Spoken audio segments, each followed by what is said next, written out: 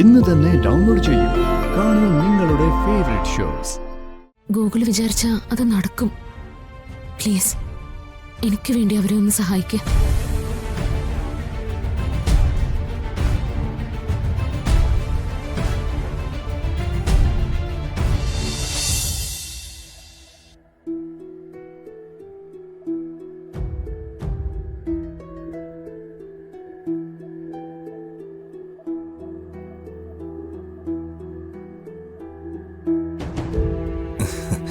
സച്ചേട്ടന് ഈ വക്കീലിനെ ഓർമ്മയില്ലേ? അന്ന് കോടതിയിൽ നിന്ന് ജാമ്യം മേടിച്ചതെന്ന് മാത്രമല്ല, ഇപ്പം നിന്നെ മരണത്തിൽ നിന്ന് രക്ഷിച്ചതും ഈ മേഡം തന്നെയാ. ഇനി പേടിക്കാനൊന്നുമില്ല. 2 ദിവസത്തിനകം ഡിസ്ചാർജ് ചെയ്യാം. ഇപ്പൊ ചികിത്സ വേണ്ടത് ശരീരത്തിന് മാത്രമല്ല, മനസ്സിനും കൂടിയാ. അതെ, അതുകൊണ്ട് കുറച്ചുനാൾ നല്ലതുപോലെ വിശ്രമിക്കണം. തൽക്കാലം ഒരു ജോലിയും ചെയ്യാൻ പറ്റില്ല, മനസ്സിലായോ?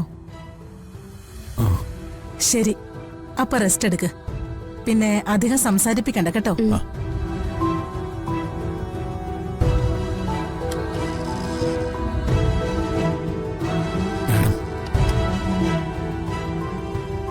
എങ്ങനെ നന്ദി പറയണമെന്ന് എനിക്കറിയില്ല. ആ വഴി കിടന്ന് ഞാൻ മരിച്ചു പോകുമെന്ന് വിചാരിച്ചത്. അതൊക്കെ നമുക്ക് പിന്നീട് സംസാരിക്കാം. എന്തായാലും സച്ചി രക്ഷപ്പെട്ടല്ലോ, അത് മതി.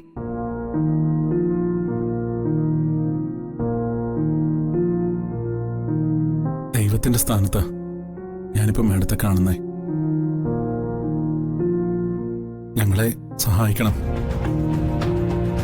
എന്റെ അമ്മയെ രക്ഷിക്കണം. കോടതിയിലെ കാര്യമല്ലേ, അത് നമുക്ക് നോക്കാം. ഇപ്പൊ സച്ചി റെസ്റ്റ് എടുക്ക.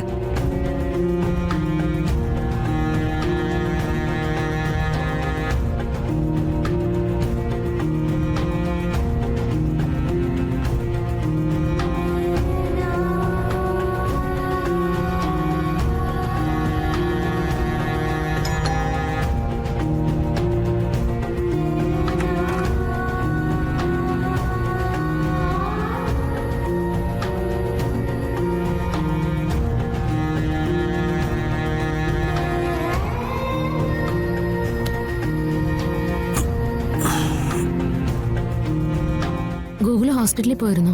സച്ചിക്ക് എങ്ങനെയായിട്ട് ബോധം വീണോ? മരണം ചിലപ്പോഴൊക്കെ മനുഷ്യനെ വഴിയിൽ ഉപേക്ഷിച്ചിട്ട് പോവാറില്ലേ, അതുപോലെ ഇതൊരു അത്ഭുതം തന്നെയാ. മരണം വരെ ചെന്ന് തൊട്ടിട്ട് പിന്നെ കാണാമെന്ന് പറഞ്ഞ് സച്ചി തിരിച്ചു വന്നു.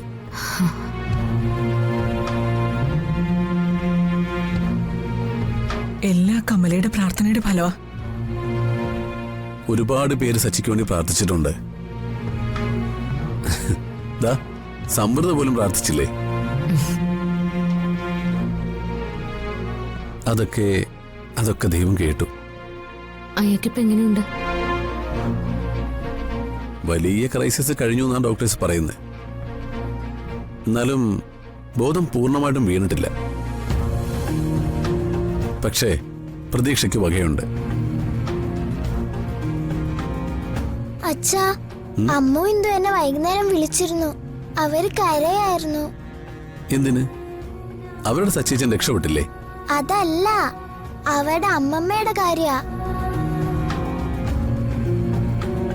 അമ്മമ്മ ജയിലിരുന്ന് കരയാണെന്നാ അവര് പറഞ്ഞത്. അച്ഛനാ അമ്മമ്മയെ ഇറക്കിക്കൊണ്ടുവരോ?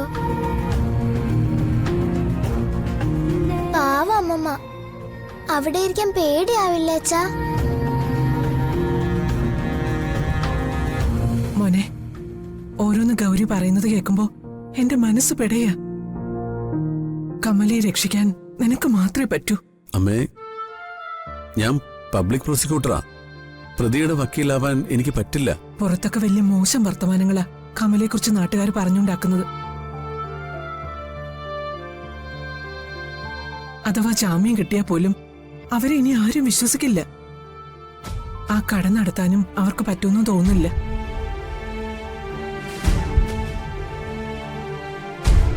ഗൂഗിൾ, ഇത്രയും നാളും ഞാൻ ഗൂഗിളിനോട് എനിക്ക് വേണ്ടി ഒന്നും ചോദിച്ചിട്ടില്ല. പക്ഷേ ഇതിപ്പോ എനിക്ക് വേണ്ടിയല്ല. സച്ചിയും ആ അമ്മയും എൻ്റെ ആരുമല്ല. പക്ഷേ എനിക്കെന്തോ സഹിക്കാൻ പറ്റുന്നില്ല. ഗോകുൽ, ഈ നിൽക്കുന്ന നമ്മുടെ അമ്മയെ പോലെ തന്നെ എല്ലാവരും. ഈ പ്രായത്തില് അവർ ജയിലിൽ കിടക്കുന്നതിനെ കുറിച്ച് എനിക്ക് ആലോചിക്കാൻ പോലും പറ്റുന്നില്ല. എടോ, അവരുടെ കാര്യത്തില് തനിക്ക് ഇത്രയും സങ്കടമുണ്ടെന്ന് ഞാൻ കരുതിയില്ല. അവർക്ക് വേണ്ടി കോടതിയിൽ ഹാജരാവാൻ എനിക്ക് ആഗ്രഹമുണ്ട്. പക്ഷെ നടക്കില്ല.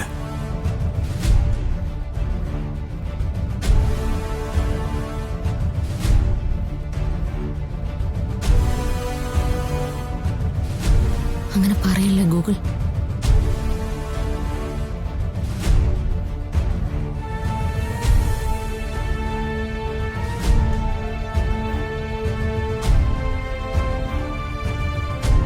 എങ്ങനെയെങ്കിലും ആ പാവ സ്ത്രീ ഒന്ന് ജാമ്യത്തിൽ ഇറക്കണം. ഗൂഗിൾ വിചാരിച്ച അത് നടക്കും. പ്ലീസ്, എനിക്ക് വേണ്ടി അവരെ ഒന്ന് സഹായിക്കുക.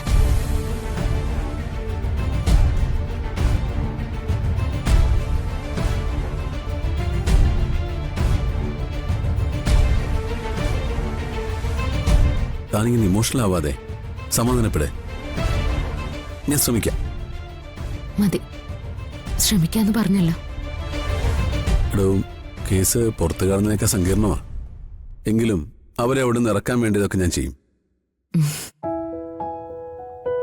നിയമവും കോടതിയും വക്കീലും ഒന്നും പ്രതികൾക്ക് ശിക്ഷ വാങ്ങിക്കൊടുക്കാൻ വേണ്ടി മാത്രമുള്ളതല്ല, നിരപരാധികളെ രക്ഷിക്കാൻ കൂടിയുള്ളതാ. ആ അമ്മയ്ക്ക് വേണ്ടി എന്റെ പരമാവധി ഞാൻ ചെയ്തിരിക്കും. താങ്ക് യു അച്ഛാ. വാ വാ വാ.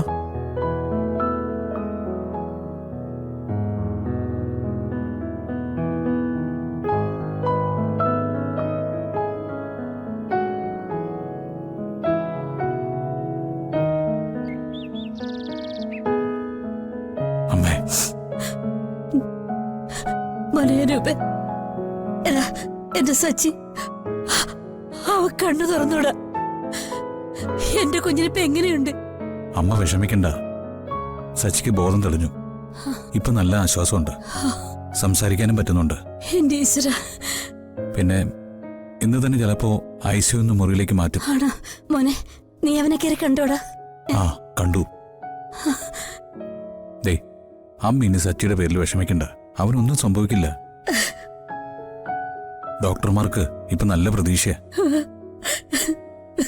അമ്മേ, സച്ചി രക്ഷപ്പെട്ടല്ലോ. പിന്നെ എന്തിനാ കരയുന്നേ? ആരാണ് നമ്മളോട് ഈ ചതി ചെയ്തത്? അതറിയില്ലമ്മേ.